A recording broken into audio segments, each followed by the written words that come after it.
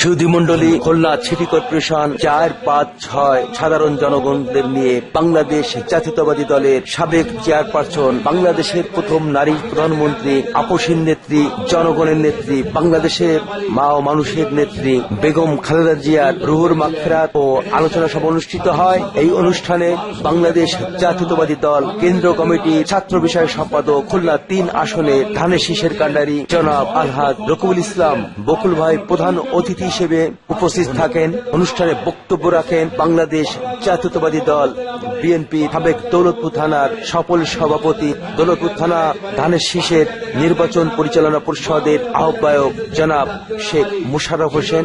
আরো বক্তব্য রাখেন বাংলাদেশ ছাত্র দলের বাংলাদেশের প্রথম জিএস এবং বাংলাদেশের প্রথম ভিপি, সরকারি ব্রজলাল বিশ্ববিদ্যালয় কলেজ থেকে যিনি ভিপি এবং জিএস নির্বাচিত হয়েছিলেন, সেই মতিউর রহমান মতি। অনেকের ভিতরে উপস্থিত ছিলেন সাবেক বিএনপির দৌলতপুর থানার সাধারণ সম্পাদক সিরাজুল ইসলাম নান্নু, উপস্থিত ছিলেন সাবেক সাংগঠনিক সম্পাদক বিএনপি দৌলতপুর থানা সাজ্জাদ হোসেন তোতন, উপস্থিত ছিলেন কৃষক দলের দৌলতপুর খালিশপুর খানজানেল থানার সমন্বয়ক খালিদ হোসেন মঈন, উপস্থিত 4 নম্বর ওয়ার্ড বিএনপির সাবেক সফল সভাপতি শরীফ আনাম, উপস্থিত যুব দলের খুলনা মহানগরীর 1 নম্বর যুগ্ম আহ্বায়ক মোল্লা সোহেল, উপস্থিত শেখ আসাদুজ্জামান কোচি, কামরুল ইসলাম শেখ মতি গফফার, উপস্থিত ছিলেন মির্জা বিএনপি নেতা কবির হোসেন, 4 নম্বর ওয়ার্ড বিএনপির সাবেক সাধারণ সম্পাদক এনামুল কবির মাসুম, যুব নেতা জনি ভান্ডারী, কামরুল হোসেন এরশাদ, জিএম মাসুম। আরো আমরা দেখছি সেলিম বাচ্চু এবং জাসাসের খুলনা মহানগরী সরকার সম্মানিত আহ্বায়ক নুর ইসলাম বাচ্চু, উপস্থিত আছেন 4 নম্বর ওয়ার্ড সাবেক কাউন্সিলর কবির হোসেন কবুমুল্লাহ, আর উপস্থিত আছেন হাসুয়ানাম রাসুয়ানাম। সার্বিক তত্ত্বাবধানে রয়েছেন অধ্যাপক মার্শাল টিটু।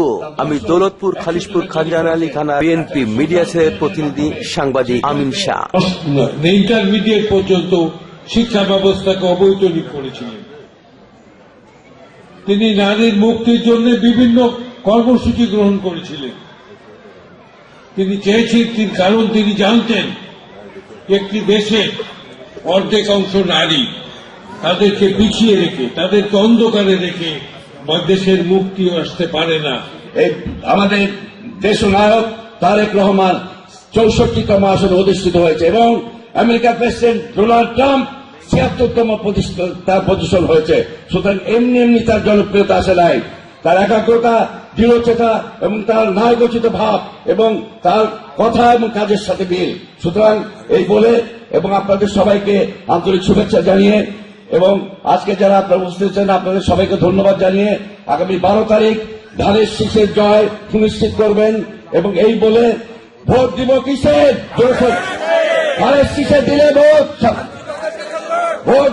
আমাদের সাবেক ছাত্র নেতা, আমাদের মতি ভাই, আমাদের যারা বক্তব্য দিয়েছেন সবাই বলেছেন দোয়া যদি আপনি দেন, আল্লাহ যদি ওই দোয়া কবুল করে নেয় একবার, তাহলে ভোট লাগে। চিন্তা করলাম এখন থেকে সবাই দোয়াই চাই, ইজ্জতিয়া মালিককে।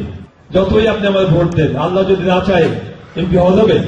আর আল্লাহ যদি চায়, বলেছেন আল্লাহ যদি লিখে রাখে চায়, আপনি ভোট দেন আর না দেন, কোন না কোন ভাবে আল্লাহ আমাকে জিতাই দেবে। দেবেন? দোয়া চাইতে হবে।